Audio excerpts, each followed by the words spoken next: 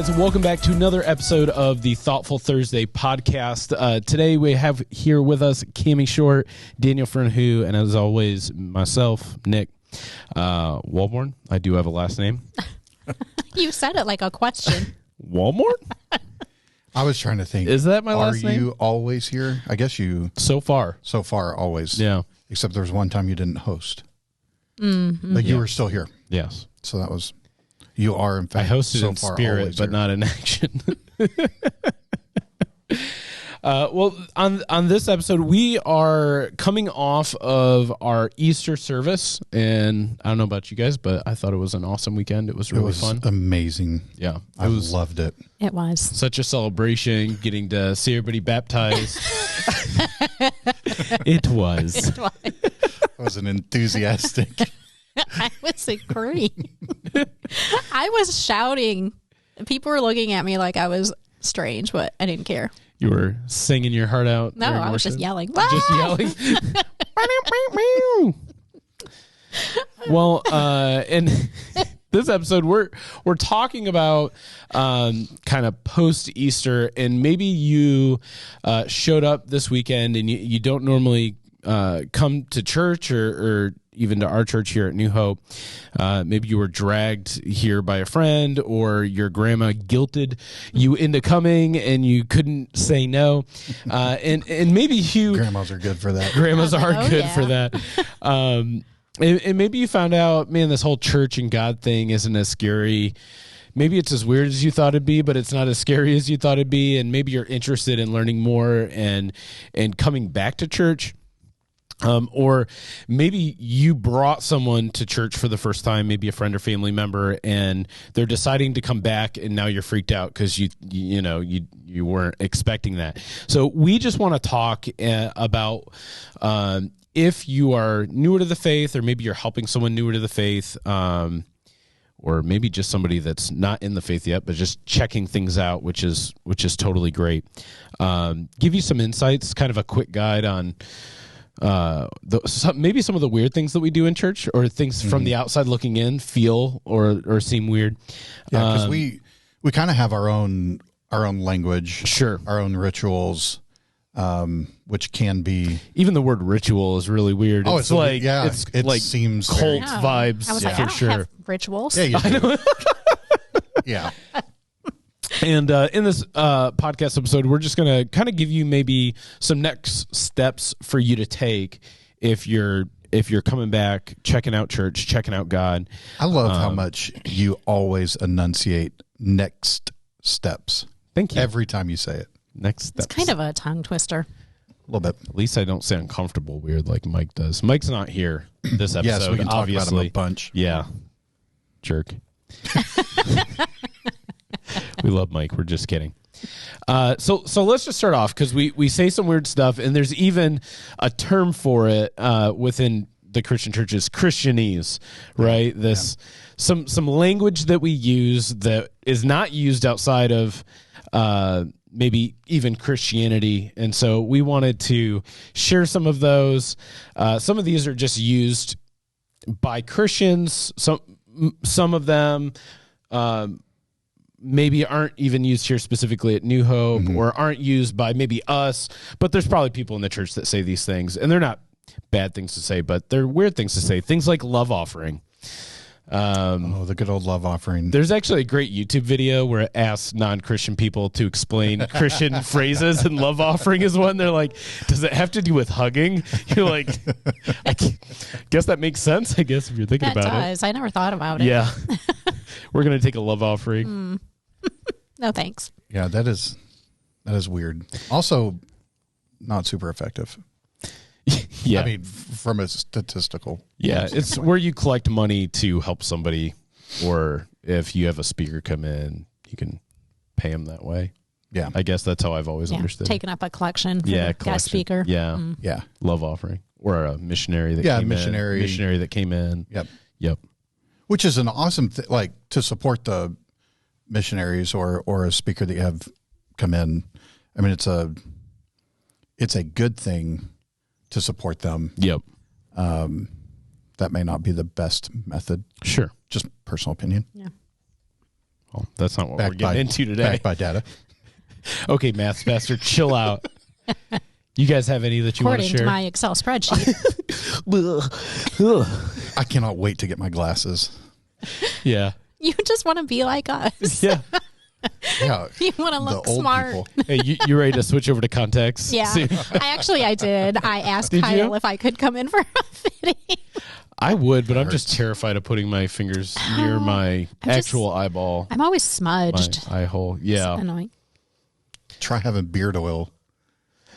My sunglasses. You my brought it up. iPad. You brought it up, so we're talking about it. Phone. I love the fact that you're going from zero glasses to bifocals.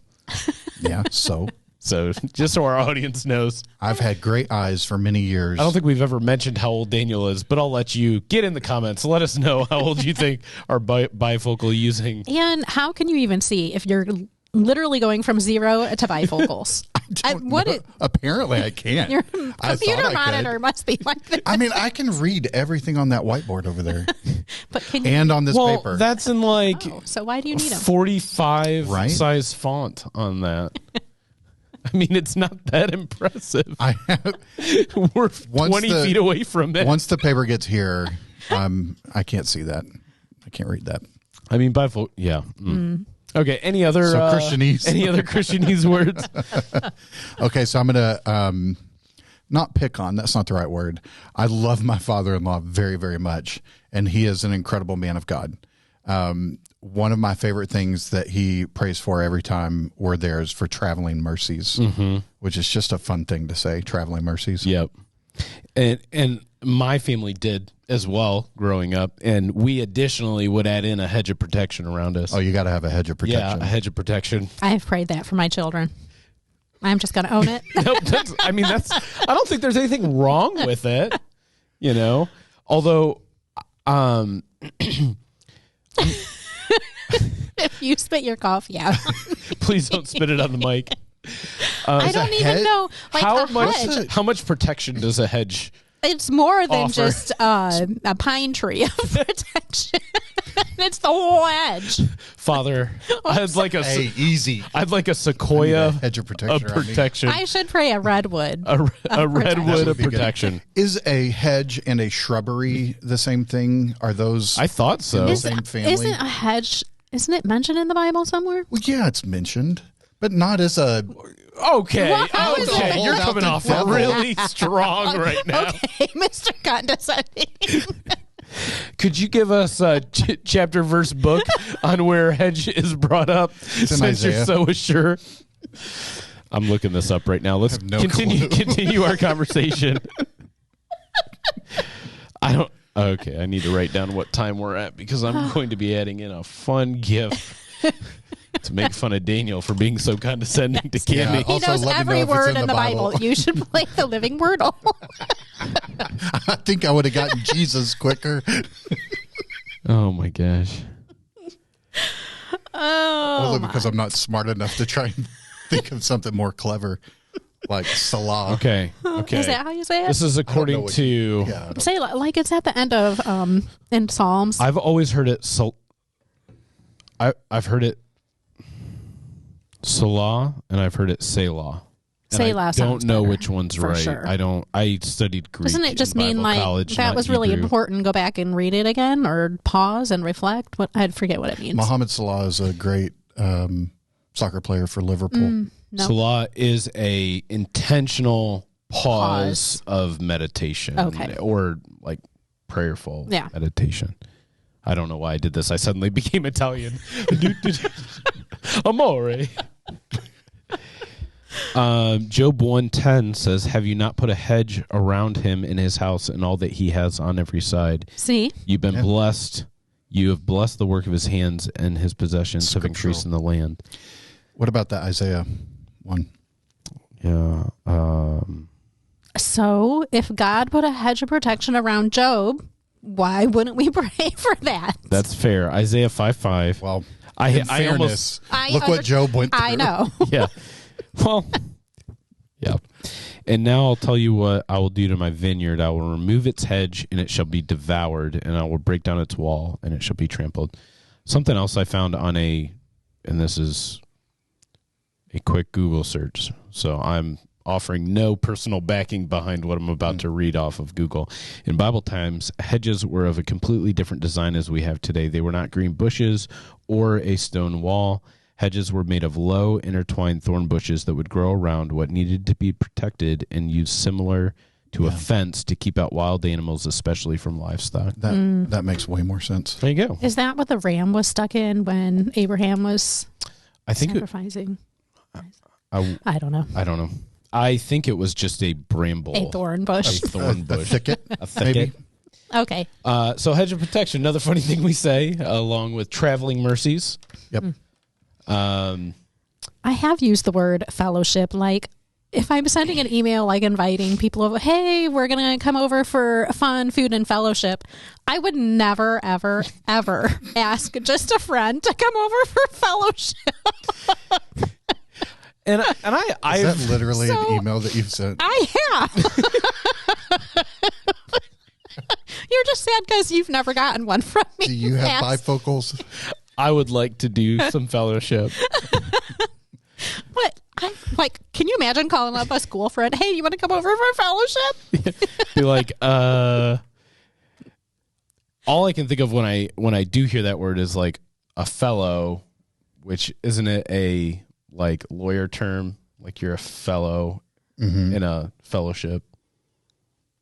I have no idea. I thought you meant You could be fellow a like a fellow boy. I think there's like a position fellow in like a law firm. Yeah, that's what I was thinking of. I see what you're. Now I'm following you on the fellowship. Yeah. Yeah. Like, no, I did not go to lawyer school. I didn't. I was pre-law at one point. I also went to Living Word Fellowship Church. Yeah. Another word that I've heard a lot in the Christian church is like anointed, like things are anointed. In the Bible, we see God's anointing. It's this kind of visual way to show God's like chosen king, like David. David was anointed. You know, Psalm 23 talk about an anointing happening, and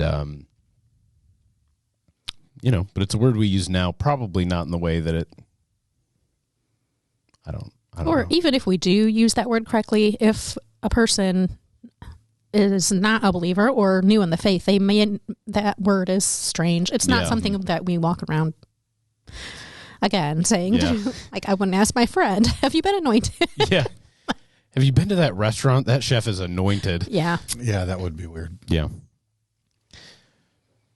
And I think maybe not Christianese, but let's just talk about worship for a second. We were talking about it before we started the podcast, and Daniel, maybe you want to touch on that? Well, I think if you are coming in from outside of the church and it's not a part of your normal, I don't know, if you don't have a lot of experience with it and you come into a room packed with people who are singing out, that seems weird. Yeah. Right? Yep. I mean, sometimes even as a pastor, I sit back and I just try and think through the lens of, if this were my first time here, what would I be thinking right now? And sometimes I giggle to myself and I'm like, what we do is weird to the outside world. Sure. Right. Obviously, there's deep meaning behind it, and it's a vital part of why we gather and what we do. And I think for someone who, we've probably all experienced this in different ways in our own lives, in different ways. And one of the things that we've talked about, I think even from the platform on a Sunday, is we talk about the idea that when we're at a sporting event for our favorite team, you know, a football game, basketball game, whatever, we have no problem, you know, joining together with complete strangers that we don't even know. Yep. And we will celebrate, we will cheer.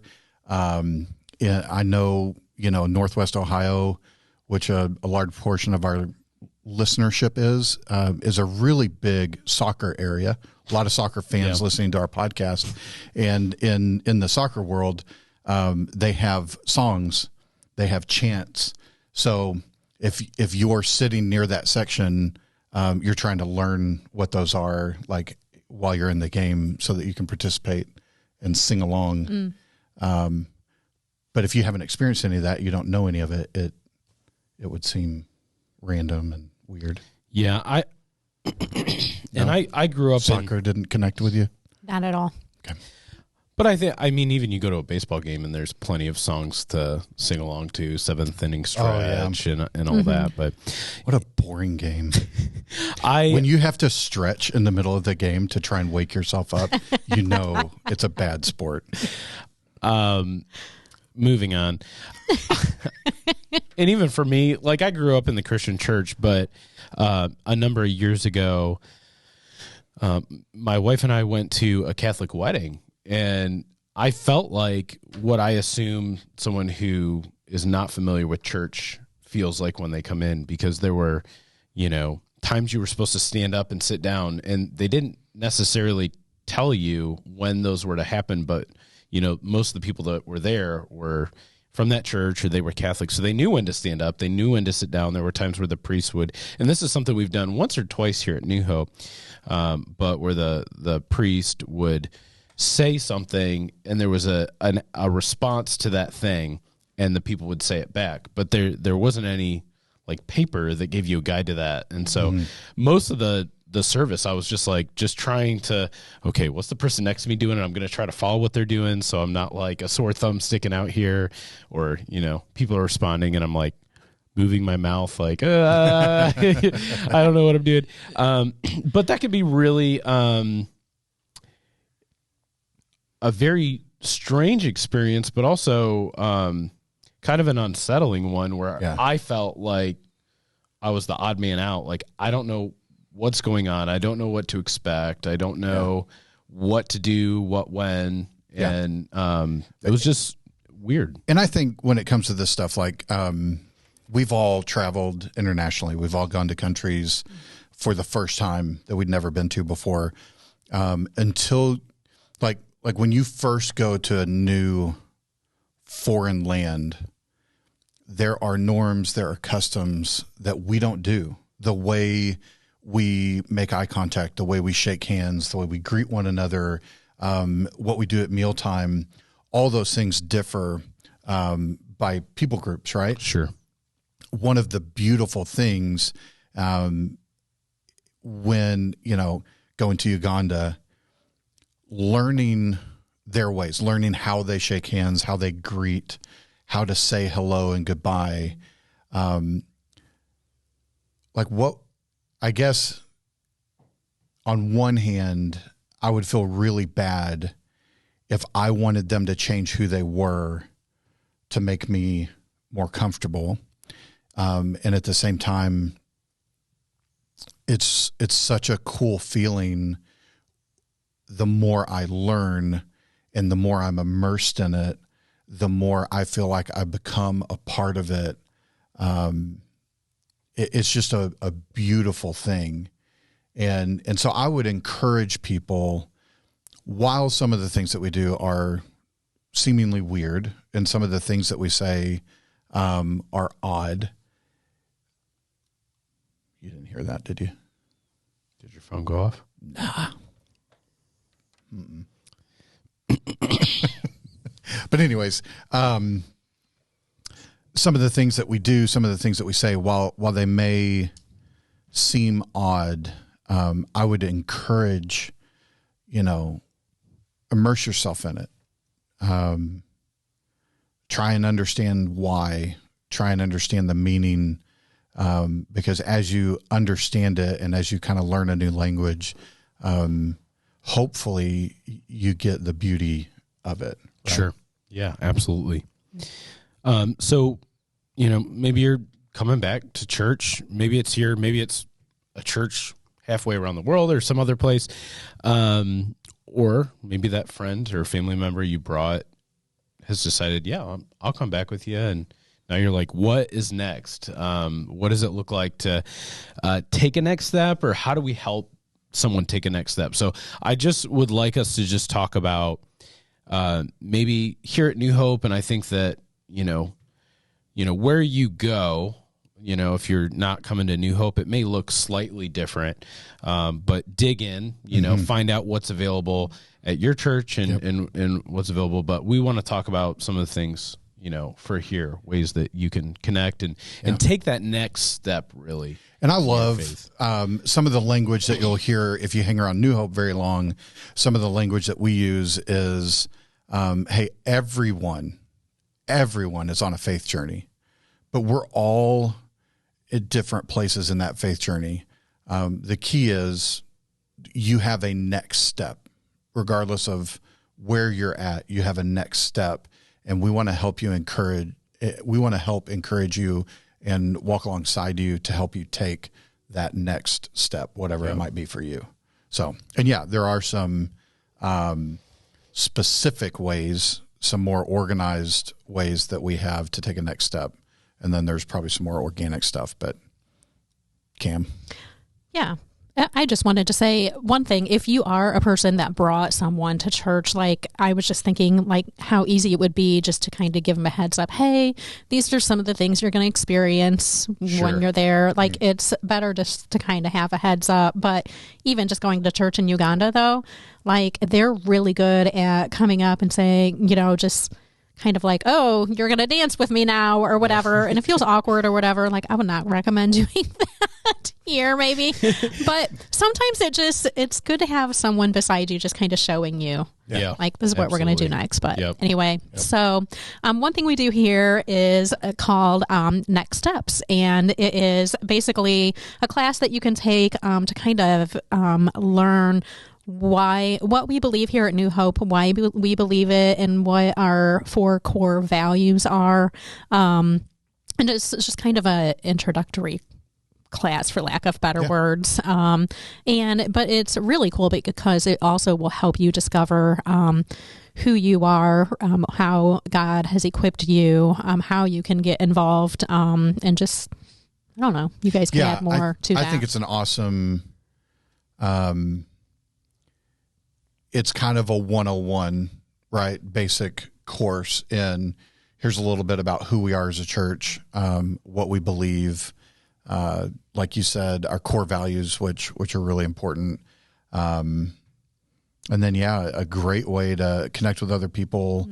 Also understand we do spiritual gifts in that, which is another weird term that we use. Spiritual gifts. Yeah. But we do that kind of thing and just look for ways to get people plugged in. And there pretty much every section of that, there is a next step that we're pointing toward, which I think is really helpful. And Nick, you and I have had the privilege of teaching in that class for several years now, which is awesome. Yeah, it's been really fun. Yeah. And just so you know, if you're listening, watching, and depending on when you are, if you're watching near when this episode is actually coming out, just so you know, we don't have our next step class scheduled, but know that some things are coming. We're also playing around with some different formats, of how that might be done and delivered. Yeah, so be looking out for that. And if you're in a place where you really do want to learn more, just reach out to us, because we'd love to meet you. We'd love to sit down and talk with you, and we'd be happy to walk you through the stuff that we have if you desire that. Another thing is life groups. And again, another Christianese words like life groups. So like, what is that? It's a small group of, for the most part, adults that meet together on a fairly regular basis, maybe once a week, maybe every other week, and live life together, share a meal, maybe study God's word. Yeah. Sometimes. I will say, though, not to argue with you, because I know that this is really important to you. Our student ministry is based around life groups too. I mean, that's a huge part. So I think it's pretty central to a lot of how we do life as a church. Is the idea that we, not just on a Sunday, we gather together in smaller groups of people scattered throughout the week. So our student ministry, they gather, they worship, but then they separate into age-appropriate life groups. Yeah, half of the student ministry time that we have here every week is spent in life groups. That's how important it is. Yeah. So my son's in a life group with other junior boys. Yep. And they've been together for, well, I mean, since we moved here, which is awesome. And so the relationships that get formed and built there, but then at the same time for parents, adults, young adults, we've kind of got mixtures of groups, but it's a great way to find just spiritual community, help you connect together, but also grow in your faith. And some of those meet here on campus. A lot of them meet in homes. A lot of them have food.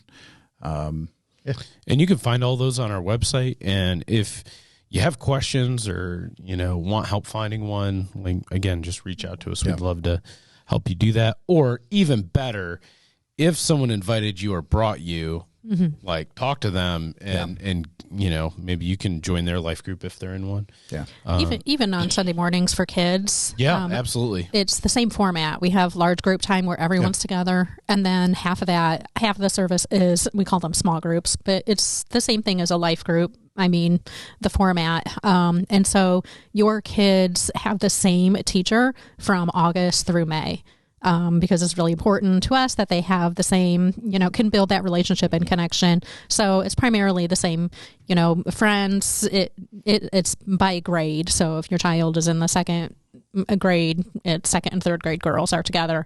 So consistent leader and same group of friends. So, and one of the things I've loved over the years, Terry is one great example of this. Is did she start with little preschool? She started with her girls in preschool, went through our preschool program, then went through our elementary program, and is now in the junior high program, in the student ministry with her girls. So just a great, really cool. Yeah. Because Terry is awesome. She is. She's a superstar. If you're stuck with me that long, you may be like, when am I going to get rid of Cammie?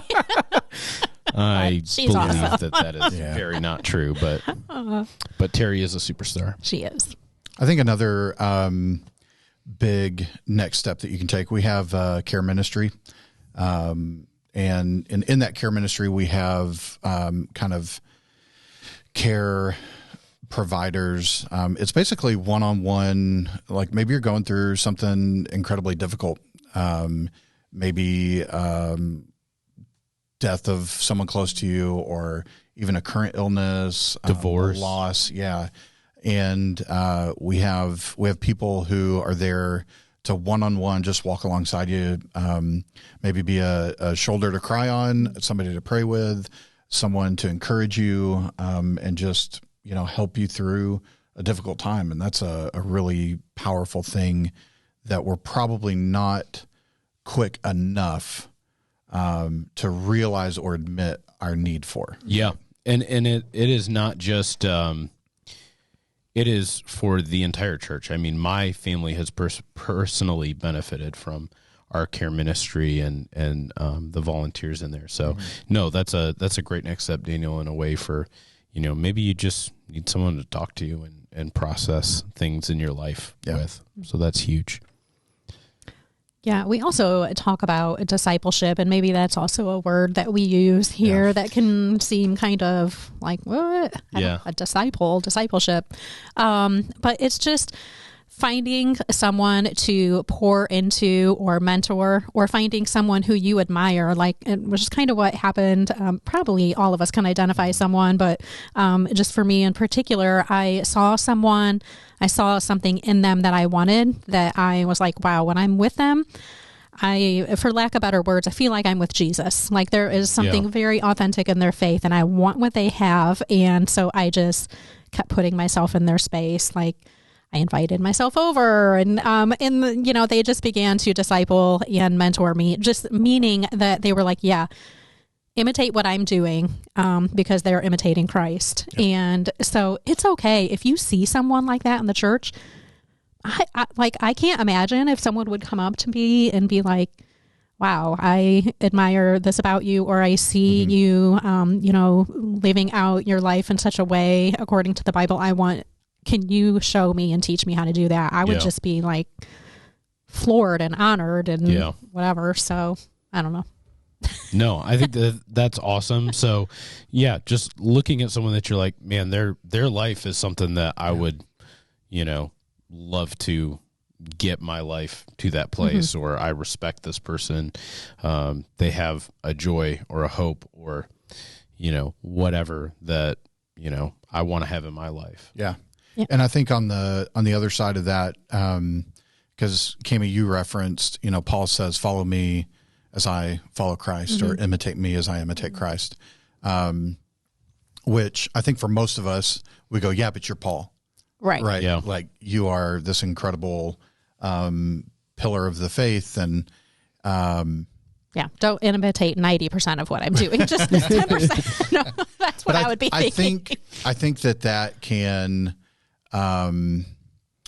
freeze us in kind of fear and inaction, because we know we're not that, and we know the sinfulness that we have, and so we think, who am I? But at the same time, like, I'm just going to say it, we got to get over that, right? We need to acknowledge that Christ lives in us, the Spirit of God indwells us. So there is righteousness and there is beauty, and if there are things in your life that aren't worth imitating, maybe God's, asking you to do something about that. Yeah. And then those things that are Christ-like, let's shine a light on those, and just quit making excuses, and be willing to invest in somebody. Sure. I think that's the beautiful thing about discipleship. If I know that, wow, I'm supposed to be pouring into this person, I'm going to be studying the word so that I, know what I'm teaching them. And so it's just this. Yeah. I think the scary reality is. Pause. The word is a Christianese word for the Bible. Oh, the word. Just clarifying. I was like, what? Dang, what was I saying? The scary thing is, did you say that? Yep. I said the scary thing is. Sorry. No, I was trying to be funny. No, you did great. You did great. What'd you say? What'd you say? I was just talking about how it's kind of like, okay, if I'm going to be teaching you, then I'm going to be more accountable to read the word and study, so I know what I'm going to be teaching you. Yep, that's what you said. Yep. And I said the scary thing is. Another way another way that you could potentially, take a next step would be to serve. Maybe it looks like, hey, you don't go ahead. I have it. Okay. You need a light bulb. Eureka. Yeah. Done. Could you throw that on there? Yep. The scary thing is, and the thing that we don't want to recognize or admit, is we're already discipling people. The question is true. To what? Yeah. Yeah. Right. Your kids are watching everything you do. Your coworkers are watching you. Your friends are watching you, your spouse. We're modeling a way of life, and we're teaching people to do what we do, people that we have influence over.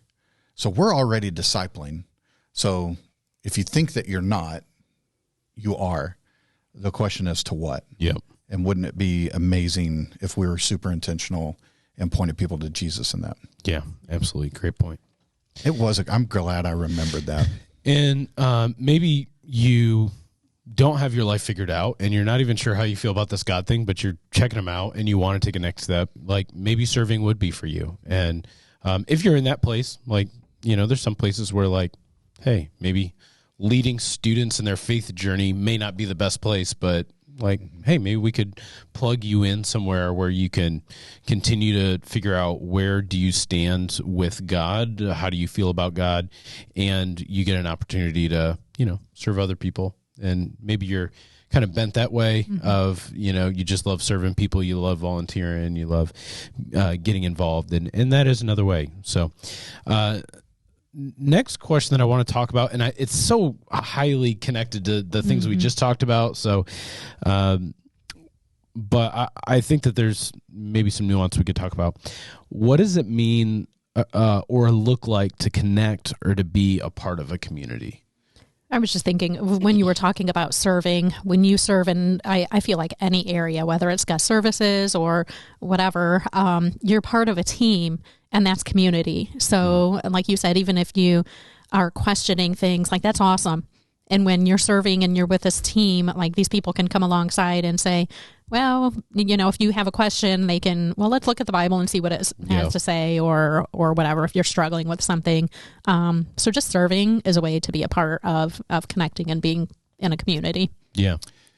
Yeah. And I want to take a step back and just look at this, not even from a church perspective.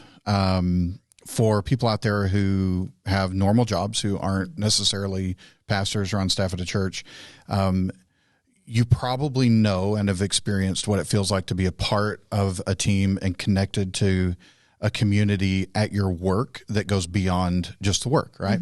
Mm-hmm. I've worked in places where there was a lot of effort put into, our teams would get together outside of work and do things together. We would serve together, and doing different projects. We would have, the normal Christmas parties and stuff like that.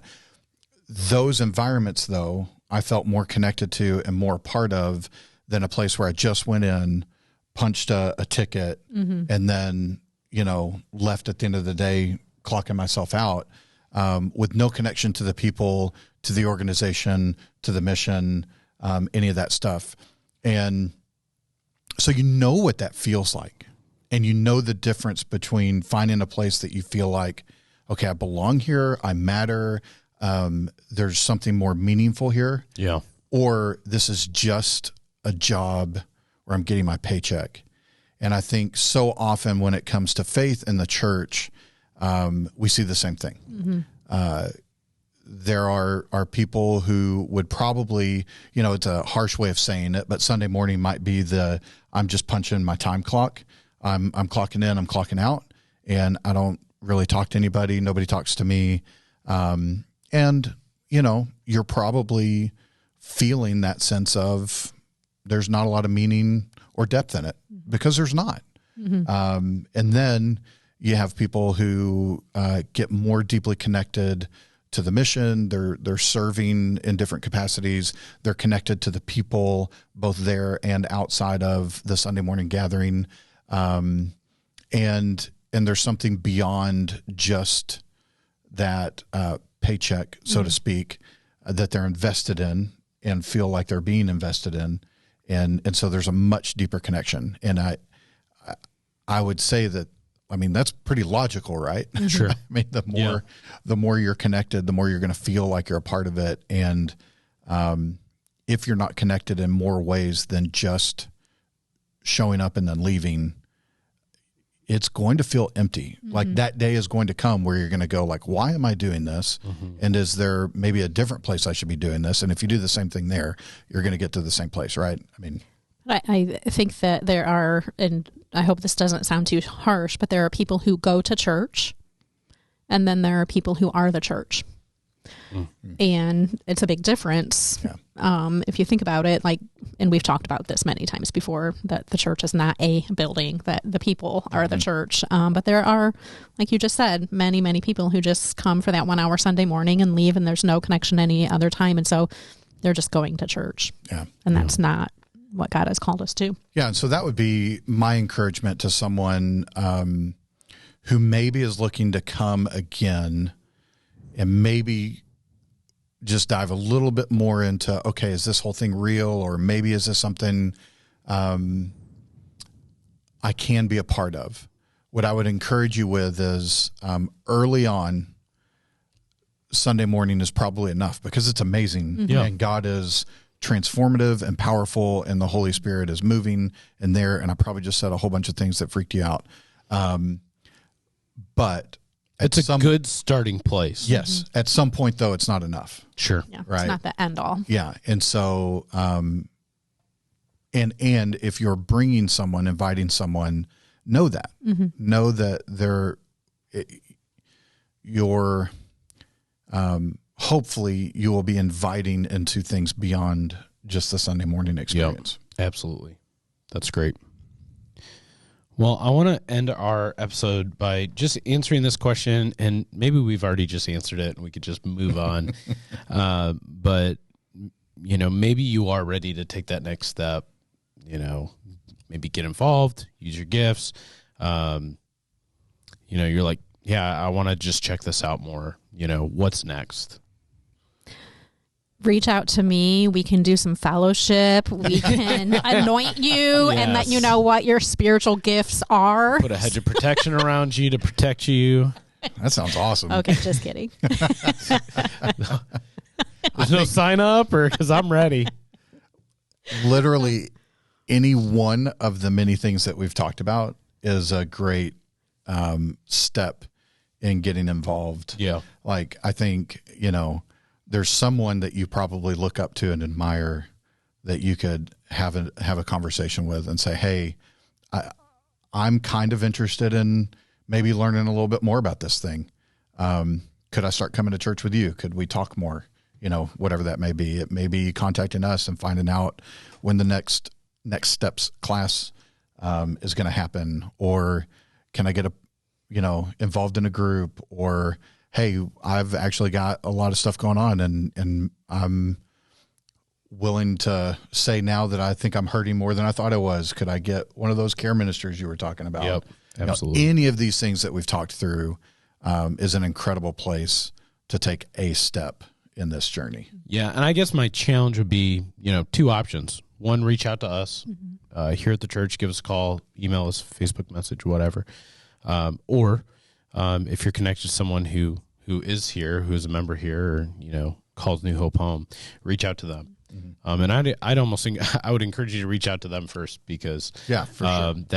that connection is going to be way more meaningful Mm-hmm. than any of us. I mean, I think we're all awesome, but I think, the person that cared enough to either invite you or drag you or guilt you into coming, probably cares about you a lot. So And probably more awesome than we are. Yeah. Oh, absolutely. Yeah. Absolutely. Well, we will end by talking about our unofficial sponsor of this episode. Mm-hmm. It is it's not a board game. I'd call it a party game. And you can see it here. It is called Don't Get Got. Oh, it's fantastic. And it is. Have I played this? No, you have not. But it's coming here in the future. Don't worry. Okay. Our next staff outing. Yes. Our next staff So fellowship. it really next step fellowship. I'm ready.